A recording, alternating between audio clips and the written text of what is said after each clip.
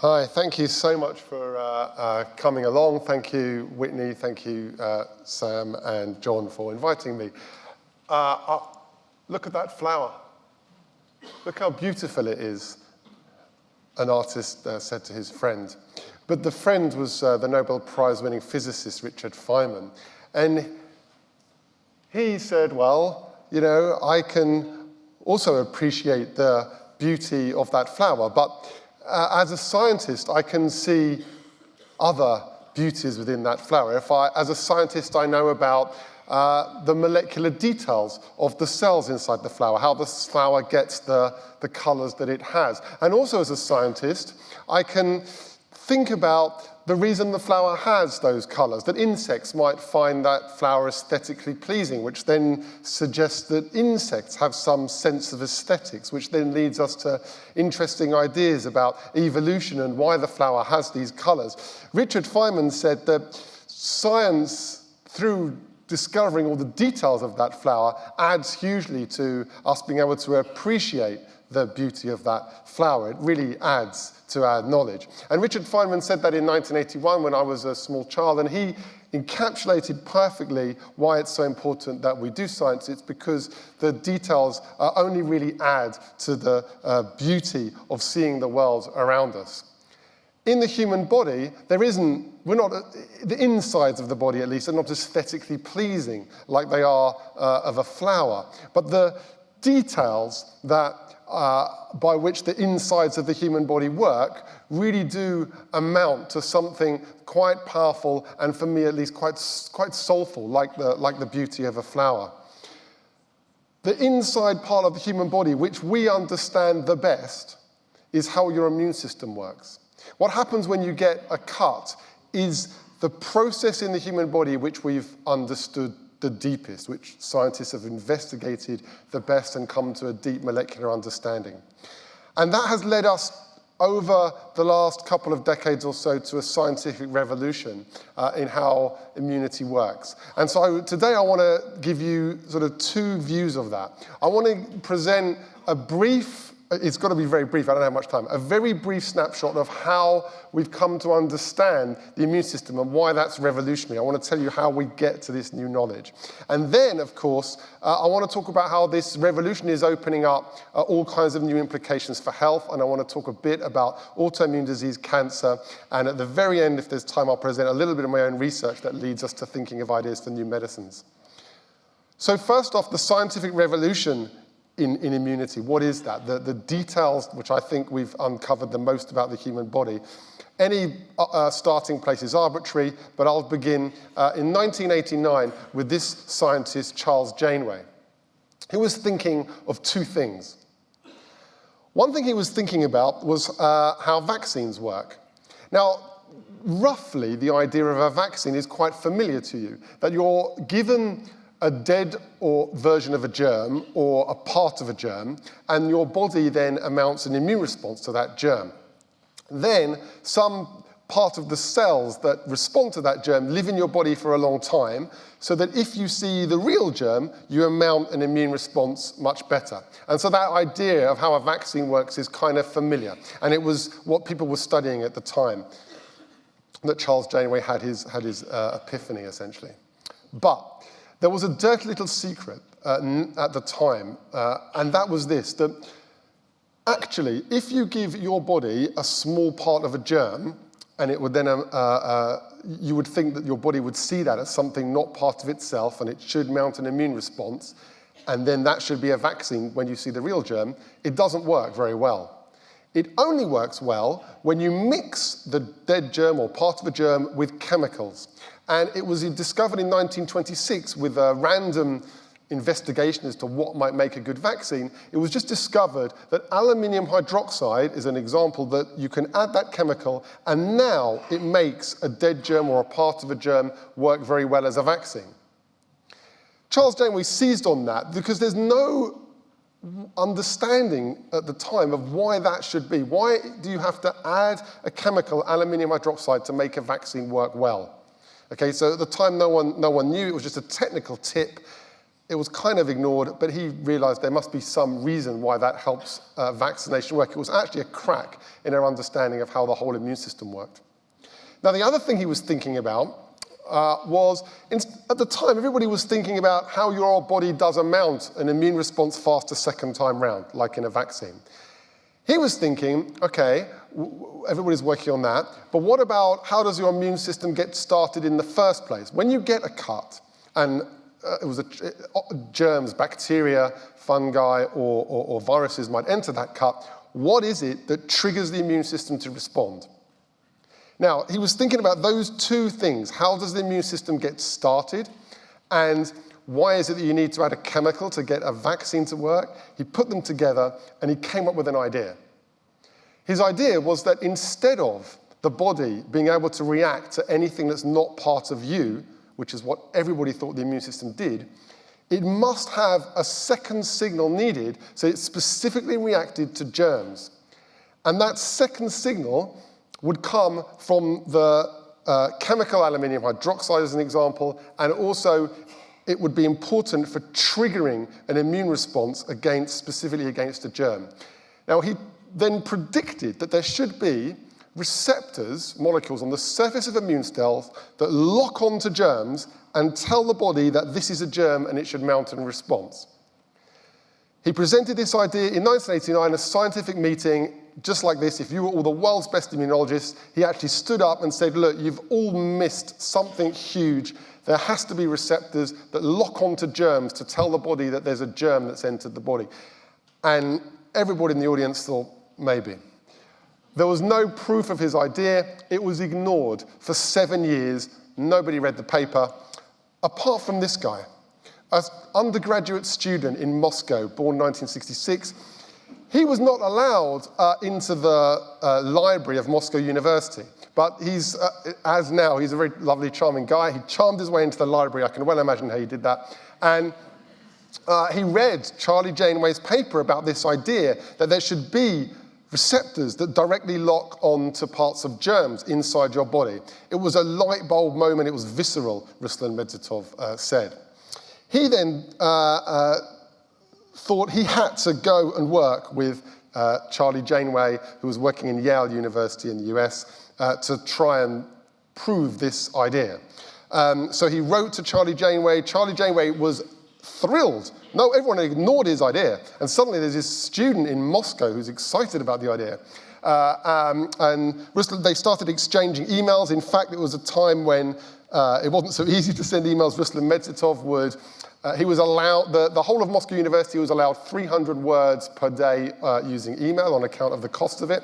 Ruslan Medzitov would write his email on a floppy disk, give it to the librarian would send the email, a reply would come, put on a floppy disk, given to Ruslan Medzitov. This email exchange took some time. Charlie Janeway in Yale asked his wife, also a famous immunologist, Kim Bottomley, there's this student in Russia who's really excited about my idea, it's really cool, and he wants to come and work with us. But his wife thought, well, we don't know anything about this guy, it doesn't seem like a good idea. So Ruslan Medzitov didn't go and work with Charlie Janeway at that moment. He instead got a fellowship to work in the US on a different project. He had 3 months in America to work on how gene sequences were analyzed, which was at the time a new area of research. On 2 weeks before his fellowship was up, he gave a talk to the American Association of Immunology. In the audience was the head of the American Association of Immunology. After the talk, Ruslan Medzitov got talking to this head of the Association of Immunology in America. And he thought, well, Ruslan, you seem really good. What are you going to do? And Ruslan Medzitov thought, well, I've got to go back in a couple of weeks. Well, I'd really like to work with this guy, Charles Janeway in Yale. He's got this really good idea. So the head of the American Association of Immunology wrote an email to Charlie Janeway saying, I've met this guy. He actually seems pretty good. And the next day he got a job and they met. Science works like this now, as well as then. So the two of them met, and they've got this task of proving this idea that your body must have these receptors that lock onto germs. But Ruslan Medzitov was not an experienced lab scientist yet, and how's he going to tackle this? We're going to move to Paris to get the answer here.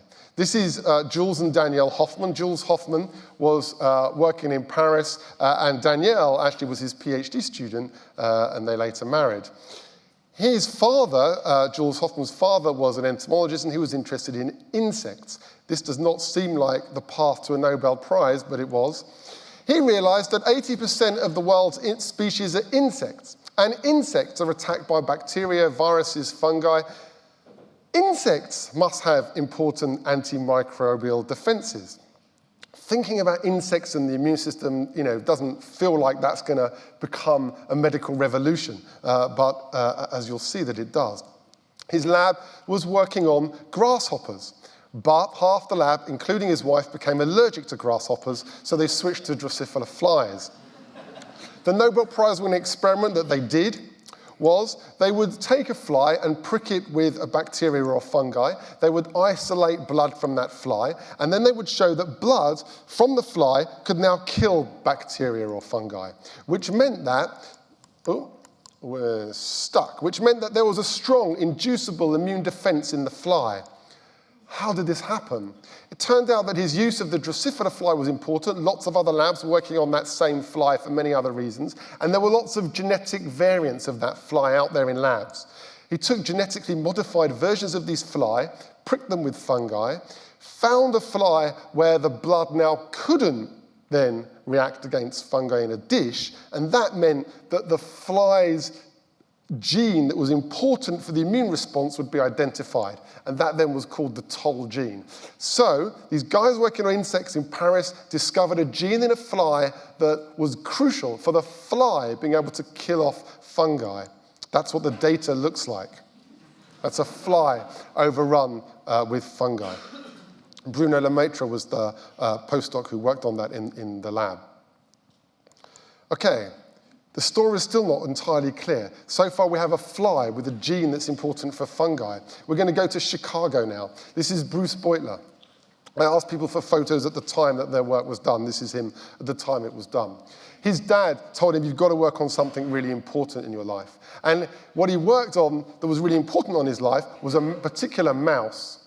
Now, this mouse, as you'll know, actually, for people, if you get a really acute, huge amount of bacteria in the body, it can lead to sepsis or septic shock, and it can be lethal for some patients. But Bruce Beutler came across a mouse that would not mount an immune response against bacteria, and it wouldn't have this septic shock thing. And he spent his whole life dedicated to working out what it was about that mouse that was different from other mouse, what had been mutated to mean that it could not now see bacteria. He discovered that the mouse lacked a gene which was similar to the gene that the guys in Paris just found in insects. And then after that, Charles Janeway and Ruslan Medvedov, the American and Russian who worked together at Yale, they then found that same gene being important in human immune responses. So we found genes that were important in insects, in mice, and then in people that could lock on to telltale signs of germs. And essentially what they discovered was that your immune cells have these receptors protruding into the surface that lock onto molecular shapes that are unquestionably not from the body but have to come from bacteria. And that is crucial for triggering off the immune system and making it react in the first place. We now know that the receptor looks like this. So at the bottom here would be the surface of your immune cells. This would be sticking out from it, and it would lock onto molecular shapes that cannot possibly come from your body and are triggering the recognition of bacteria. So from the idea through a global endeavor, we get to the point where we now have a new understanding of the immune system. We understand that you need to have not just the signature that something has come that's not from the body, but also that there has to be a direct recognition for it being something that could be dangerous. And that's led to a revolution in vaccine development. For example, the papillomavirus virus vaccine uses very specifically designed adjuvants building on this molecular understanding. Now, it also completely changed the mission statement of the immune system, that the immune system was, everyone thought at the time it was geared up to look for things that are not part of the body, but the immune system cannot look for things that are not part of the body. Food is not part of the body, and you don't want to react to that. There are bacteria that live in your gut that are not harmful to you, and your body has to decide what is truly harmful to mount in response. So this began our understanding of all the nuances of how the immune system works, that it's this complex web of a multi-layered system, subsystems, if you like, of many, many cells and molecules that try to give you this robust immune defense against things that are truly dangerous, which is, of course, the complexity of immunity. So that is, in a sense, the beginnings of the revolution that we're now in the midst of.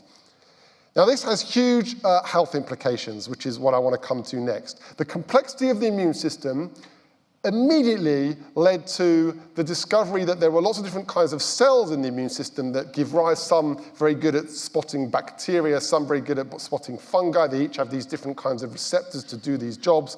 And one of the things that they then have to do is communicate with each other to mount a robust response. One of the ways that immune cells do that is they secrete these soluble protein molecules that are called cytokines, technically. Sir Mark Feldman, initially from Imperial College London, now in Oxford University, was on holiday in Spain. He actually often tells me people should have longer holidays, but that's fine because my lab's not here, so just you keep that to yourselves. But he was on a long holiday. He said long holidays where you have big ideas. And he thought that in an autoimmune disease, when your body now reacts against the body by mistake, one of the things that must happen is that the immune cells are communicating with each other and egging each other on to mount this immune response. And one of the ways that they do that will be through these soluble secretions coming out from one cell and going into another cell. He decided that if we block the soluble secretions, then that might dampen an autoimmune disease. He worked with Tiny, mainly looking at rheumatoid arthritis because relatively the samples are easy to obtain. They're coming from joints. He looked at what the soluble secretions are in liquids from patients, their joints, found what the right things were to block. Jan Wilczek made an antibody to block it. His story, I've written about this in my book, The Beautiful Cure, but his story is one of great adversity that leads to triumph. He's essentially from Czechoslovakia, a Holocaust survivor who then defected, lives in New York, and then because he made this antibody, he received a medal from Barack Obama, recently donated $105 million to a New York hospital. He made this antibody that blocked the secretion coming out from one cell to another. It's called anti-TNF, and it's one of the biggest, most important drugs in the world today. It may or may not be important that it currently sells about $8 billion a year, but what is really important is that many, many more people don't have to use a wheelchair because of this idea of blocking the way that immune cells communicate with each other. Just last month, the Nobel Prize was given for a new kind of cancer therapy. It was one of the things that we discovered about the complexity of the immune system is that it has to switch itself off after some time. If you're infected with the flu virus, you'll know that your cells able to kill that flu will multiply in number. Your body will be in this heightened state to kill off the flu. Once your body's eradicated the flu, you don't want all these cells in your body ready to fight the flu. And you want to be in that sort of heightened state of fighting off the flu. So your body has breaks within it to switch off the immune system after some time. If the brakes on the immune system, the switching off of the immune system happens during cancer, that would seemingly be bad news because you would want a long-lived immune response. Cancer's a long-term illness. And so these scientists, Jim Allison in America and Tasuku Honju in Japan, discovered the first of these brake receptors on immune cells, that after some time, the immune system switches off. And that's important when you're fighting things that will end, like the flu virus. But if tumors exploit this to avoid immune recognition, that's bad. And they discovered, they used antibodies to block those breaks, and for some patients with some types of cancer, this has been revolutionary. It's a totally new type of therapy where you take the brakes off the immune system to better fight their cancer. The reason that, or one of the reasons that this is particularly exciting, is that this genuinely is the tip of the iceberg. So there are all these different proteins up at the contact between the two cells, between an immune cell seeing another cell to decide whether it's got signs of disease or not. And there are 20 different breaks in the immune system, at least 20 different breaks, which my own lab even has been working on for some time. And there are 6 currently licensed antibodies for certain types of cancer, and they block 2 of the immune system's breaks. So this really is genuinely the tip of the iceberg. We can try blocking each break on its own, each break in combination, and each in combination with other medicines. And although we understand a huge amount about how the immune system works, we don't really have a way to predict what's going to work or not work. And currently, the way that it happens is really by lots of small and big companies trying lots of things, because some of those breaks are going to prove to be important new therapies for cancer and for other diseases. Plus, it's opened up other ways that we might manipulate the immune system by genetically changing cells to give them specific ways of recognizing virus or tumor cells. This leads to sort of a celebrity status of this side. This is Jim Allison, who got the Nobel Prize for discovering breaks on the immune system. Here he is at the House of Blues. Here he is playing with Willie Nelson. Here he is House of Blues. Here he is with Sean Parker, who's one of the founders of Facebook and donated $250 million to get the work done. And here he is with the Edge from U2. But it's the next slide that he and I are most proud of.